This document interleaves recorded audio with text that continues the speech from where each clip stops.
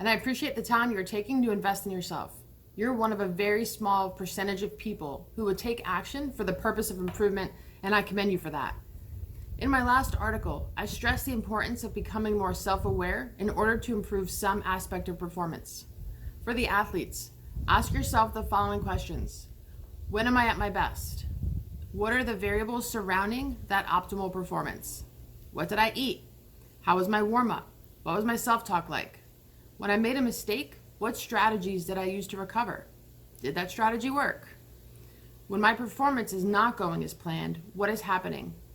What are my beliefs about my opponent and my ability to compete against them? How are my interactions with my coach and other individuals on my team or support team? There are plenty more questions you can reflect on, but these questions will get you thinking about potential variables that come into play when you are both performing well and when you're not. I ask many of my athletes I work with to keep a performance log, which helps them to see patterns develop when they are at their best and when they're not. Once they know the variables surrounding optimal performance, they can use that knowledge as a key to unlock more consistent performances. The same process works for non-athletes. The questions you ask yourself will vary slightly, but the process is the same. So, step one to increase your self-awareness is to pay attention on purpose. Your performance is your result. It is the outcome. But you first need to know what happened before that performance that contributed to the outcome. So in order to do this, you will also need to commit to a present moment focus. Consider this step 1B. We can only process between 40 and 50 bits of information per second. However, we are bombarded with over 11 million bits of information per second. I'm not sure how scientists figured out that number, but even if they were half correct, that is still a lot of opportunity for distraction. We need to be able to choose what we focus our attention on, and the more fully present we are, the easier this will be. A good strategy for increasing present moment awareness or present moment focus is taking 10 minutes a day to meditate. All right, now some of you may completely reject this idea. You may think it's too new age or something that only monks do. You may fear the thought of sitting for 10 minutes in silence with nothing but your breath. That was me. The thought of sitting quietly and trying to harness my mind, which has a tendency to be all over the place, was scary. But that is exactly why I needed to do it. I will do a separate article on my experience with and the benefits of meditation, but a few of the benefits include increased present moment awareness, lower levels of stress, and increased attention and focus.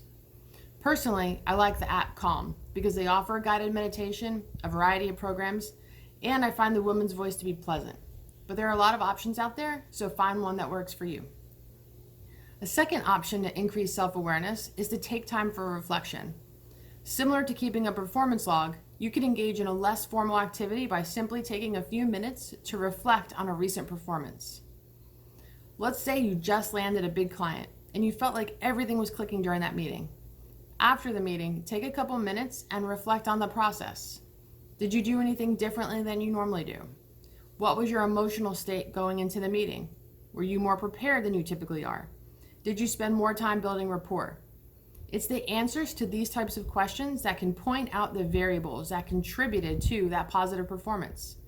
The same is true if you had suboptimal performance.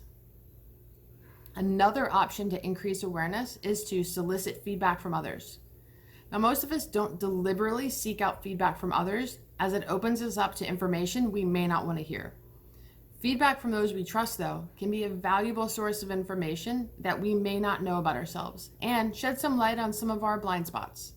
If you do try this option, accept the feedback and avoid being defensive with the information that is given to you.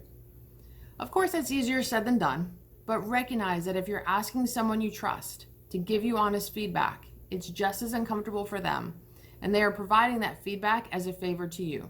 Don't make them regret it. A final strategy that I will provide here is to know your character strengths.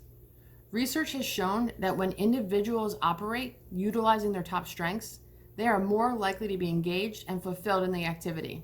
It's because this is who you are at your core. It is your authentic self, and this alone leads to higher levels of performance. There are several assessments designed to uncover your strengths, but the one that I prefer to start with is the VIA Character Strengths Survey, which can be found at www.viacharacter.org. Here, you just click on the orange Take the Free Assessment button, and you can start the assessment there. According to Seligman, a pioneer in the field of positive psychology, there are 24 unique character strengths, and we all possess varying degrees of these strengths that make up what is best about our personality. I highly recommend investing the few minutes needed to take this assessment, as I believe it will provide you with a great deal of information that you can use on your journey of becoming the best version of yourself. Now, there are a host of other strategies for increasing your self-awareness, but I believe these to be the ones that will move the needle the most.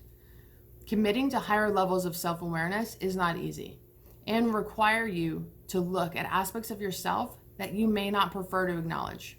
Without it, though, your ability to fully reach your potential will be stunted.